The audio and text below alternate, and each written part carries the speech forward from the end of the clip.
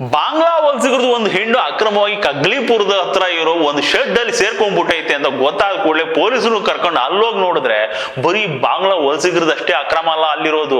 ನೋಡಿ, ಹಿಂಗೆ gas cylinder ಅಕ್ರಮನು ಅದೇ ಶೆಡ್ ಅಲ್ಲಿ ನಡೀತಾ ಐತೆ. ಇದೇನಿದು ಹಿಂಗೆ ಪೈಂಟ್ ಹೊಡೆದು ಲೈನ್ ಜೋಡಿಸೋರಲ್ಲ ಅಂತ ಕೇಳಿದ್ರೆ ಇದ್ರ ಕತೆ ಖತರ್ನಾಕ್. ಈ ಅಡುಗೆ ಸಿಲಿಂಡರ್ ಇರುತ್ತಲ್ಲ, ಅವಕ್ಕೆ ಇಷ್ಟು ವರ್ಷ ಅಂತ ಟೈಮ್ ಇರ್ತದೆ. ಅವು ಎಕ್ಸ್ಪೈರಿ ಆದ್ಮೇಲೆ ಅವುಗಳನ್ನ ಬಳಸಂಗಿಲ್ಲ. ಅದಕ್ಕೆ ಏನ್ ಮಾಡ್ತಾರೆ ಅಂದ್ರೆ ಅವನ್ನೆಲ್ಲ ಸ್ಕ್ರಾಪ್ ಹಾಕ್ಬಿಡ್ತಾರೆ. ಹಂಗೆ ಬಳಸೋದಕ್ಕೆ ಯೋಗ್ಯವಾಗಿಲ್ಲ ಅಂತ ತೂಕದ ಲೆಕ್ಕದಲ್ಲಿ ಸ್ಕ್ರಾಪಿಗೆ ಬಂದ ಸಿಲಿಂಡರ್ಗಳೇ ಇವು ಇಲ್ಲಿ ಕಾಣ್ತಿರೋವು. ಇವಕ್ಕೆಲ್ಲ ಬಣ್ಣ ಬಳಿದು ಮತ್ತೆ ಯಾವ್ದೋ ತಲೆಮಾಸಿದ ಕಂಪ್ನಿ ಕಳಿಸ್ತಾರೆ. ಅವ್ರು ಇದ್ರೊಳಗೆ ಗ್ಯಾಸ್ ತುಂಬಿಸ್ಬಿಟ್ಟು ಮನೆಗಳಿಗೆ ಸಪ್ಲೈ ಮಾಡ್ತಾರೆ. ಹೆಚ್ಚು ಕಮ್ಮಿಯಾಗಿ ಬ್ಲಾಸ್ಟ್ ಆದ್ರೆ ಕತೆ ಗೋವಿಂದ. ಎಲ್ಲಾ ಕರೆಕ್ಟ್ ಆಗಿದ್ರೇನೆ ಕಷ್ಟ ಅಂತದ್ರಲ್ಲಿ ಹಿಂಗೆ ಡೇಟ್ ಮುಗ್ದೋಗಿರೋ ಸಿಲಿಂಡರ್ಗಳಿಗೆ ಬಣ್ಣ ಹೊಡೆದು ಕಳಿಸ್ತಾರಲ್ಲ, ಇವು ಬಳಸೋದಕ್ಕೆ ಯೋಗ್ಯನಾ ಇಲ್ವಾ ಅಂತ ಅನ್ನೋದಕ್ಕೆ ಕ್ವಾಲಿಟಿ ಚೆಕ್ ಮಾಡೋದು ಯಾರು? ಇವರು ಇಂಥದ್ನೆಲ್ಲ ಮಾಡೋದಕ್ಕೆ ಪರ್ಮಿಷನ್ ಕೊಟ್ಟವ್ರು ಯಾರು ಇವ್ರಿಗೆಲ್ಲ? ಇದೆಲ್ಲ ಈ ಕಗ್ರಿಪುರದ ಪೊಲೀಸರಿಗೆ ಗೊತ್ತೇ ಇಲ್ವಾ? ಗೊತ್ತಿಲ್ಲದೇನೆ ನಡೆಯುತ್ತಾ?